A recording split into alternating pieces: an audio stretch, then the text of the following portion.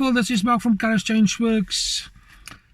This is number 3 in the answer on why do people avoid taking responsibility for their actions. Guys, in this one I'm going to give you 7 excuses or reasons that psychology has identified for us on why we avoid this responsibility thing. I hope you're finding this particular series interesting, and I hope you're enjoying the channel.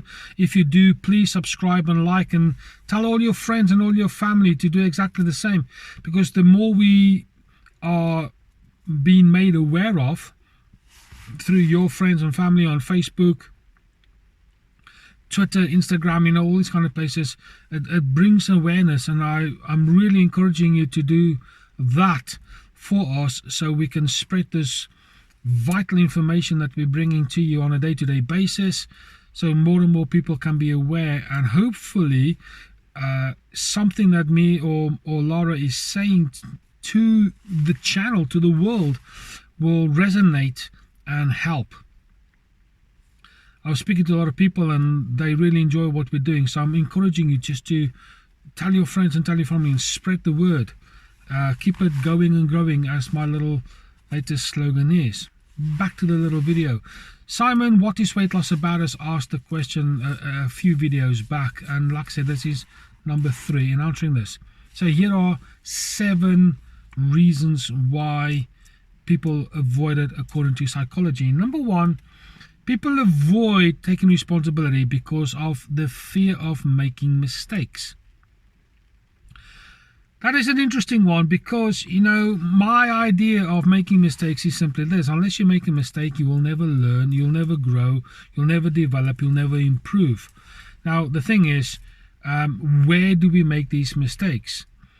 We make most of our mistakes, hopefully, at home or while we're growing up. And when you are in a relationship with your parents and you're a child and you make your mistakes, hopefully you will be nurtured into the correct way of doing things, where your parents will lovingly guide you properly to learn from the mistakes and avoid making the same mistake twice.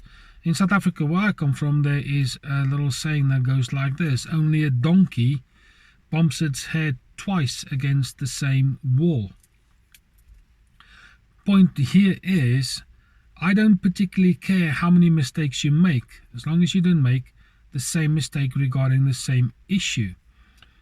I encourage people to make mistakes. The reason for it is simply you become a little bit wiser every time you work out where your mistake was, what was the triggers, why you've made that particular mistake, and also, more importantly, how you got out and corrected the mistake.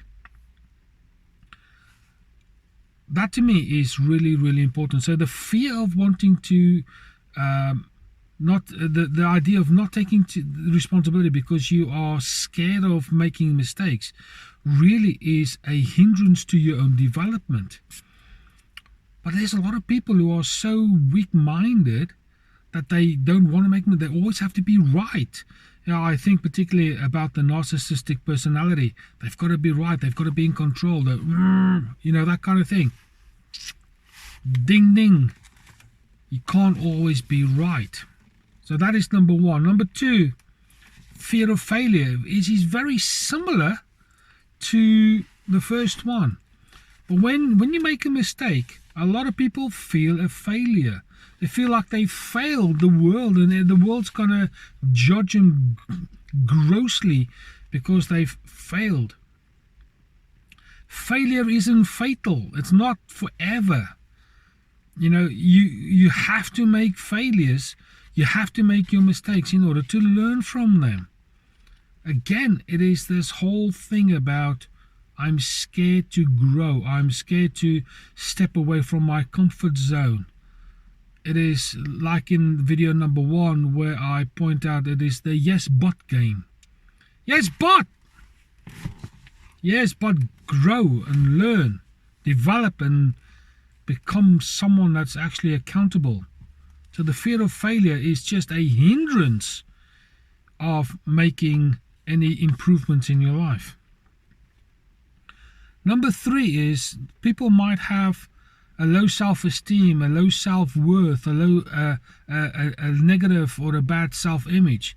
So the reason why they don't take responsibilities, because it might actually highlight this low self-image, esteem kind of attitude that they've got towards themselves. So therefore, if I have to take responsibility, it might just be my image, my self-worth is now going to be shown to be vulnerable and weak and brittle and so on and so forth. So people don't do it. They'd much rather point the finger. Number 4 is they don't take responsibility because in the past, when they have, things haven't worked out the way that they wanted it to. So therefore, because it's failed in the past, it's going to fail in the present, and it's for sure going to fail in the future. So they've learned that failure is not a nice experience. And yes, it's not. It's a little bit devastating at times. But it doesn't always mean it will fail. It might fail at the time. But as you grow and mature and you work through your problems, you can tackle the same problem with a different attitude, with different knowledge, different skill sets, etc., and things might work because circumstances. And here I'm going to talk about the context video playlist. The context is different. It might just work out. Take responsibility. Number 5, fear of competition. Again, this is very similar to number 2, where it is a fear of failure. So if I take responsibility, but my competitor is better at me, I can play the number 3 in the games that people play. I am stupid. It might even be number 2, the wooden leg game. And you might even include the yes but, I am stupid. So therefore, I'm going to blame my past game. It could be an amalgamation of all 3 games that people play. Because my competitor is more skilled, a little bit more knowledgeable, a little bit more eloquent, a little bit more responsible. So they may use these kind of things as excuses and reasons to avoid taking responsibility. Number 6, they have a low tolerance to negative emotions. So basically, when they do take responsibility and it's a bit of a failure, it hasn't quite worked out the way that they wanted to, they feel sad, upset, angry, hurt, disappointed, guilty, whatever the case might be. And they can't cope with these negative side effects of taking responsibility and when it hasn't worked out quite right. And because they can't deal with the emotional disappointment. And they've learned this from the past. So why should I take responsibility? Because I know I'm going to fail. And I don't want to feel guilty. In NLP, the neuro-linguistic programming, is called the secondary gain. I'm not going to do it because I know I'm going to feel guilty. So I'm not going to do it so I don't feel guilty. So it's a win-win. In fact, it's a lose-lose, really. So when you can't deal with negative emotions, it just means you've not grown up in that particular area. It means you haven't developed it. It's a reason now to go and explore that a little bit and become stronger in those things. Develop strength and skill. So when failure does happen, you can take it as it's a failure. It's not fatal. And finally, psychology says people don't take responsibility because of a lack of courage. They're just simply scared. And they haven't got what it takes to say, I'm going to take this and I'm going to run with this. And if it fails, it fails. It is there for me to grow and become a little bit stronger and a little bit more alert and acute in this whole responsibility game. It's pretty much what I have encountered in my life when it comes down to relationships that I've been involved in, and it is something that I advocate take responsibility. I've seen people not take responsibility and they think they're always right. Wow, they're just silly in my eyes. They're immature.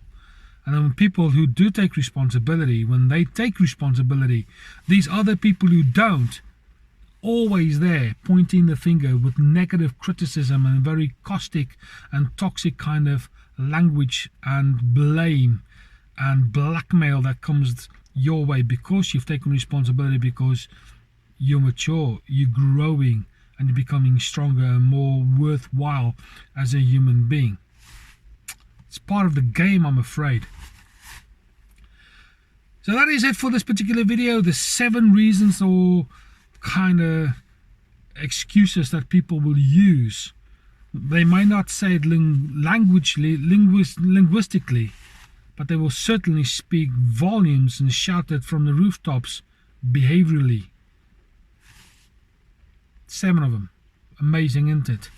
Guys, that is it for this particular video. I hope you've enjoyed it. If you do enjoy this channel and particularly the videos, please subscribe and share. Tell all your friends, tell all your family. Let's get this word out there, and support us by giving us a nice massive thumbs up. I do appreciate all of those. I also appreciate your comments. I like reading what you say, and I'll always reply back to those.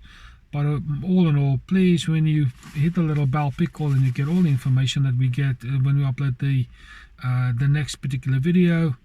And I thank you for your support. This is Mark from Colors Change Works, and I'll speak to you soon.